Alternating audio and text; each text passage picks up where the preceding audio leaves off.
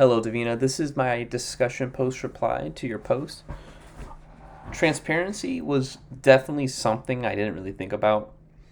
And now that you mentioned it, it's something that I would also probably want in a supervisor.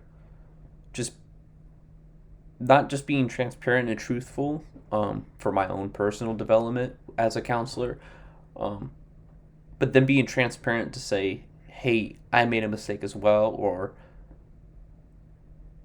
this direction was incorrect, even if they gave feedback.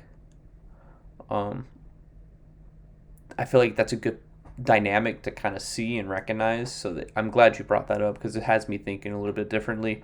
Effective communication is also super important to me.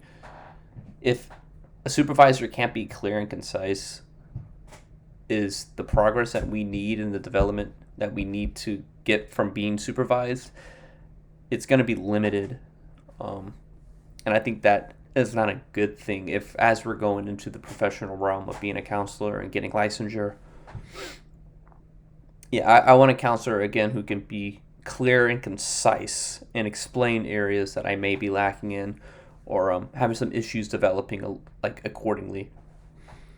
Empathy is another thing. I think as a counselor, you have to have this, and if a supervisor doesn't have this really would concern me because we definitely wouldn't be seeing things on the same level, and that would bring conflict. Their leadership would be questioned because, like, if they can't have this trait that's so fundamental to being a counselor, I would have a hard time following them. Communicating with the supervisor, if there is kind of a lack of competency, I feel like would be a good step. And then you said referring to the different competencies and conferring with other professionals. I think those are all great points and all things that could probably be done collectively to try to sort the process out. When it comes to being a supervisor, the large responsibilities, um, it is a lot.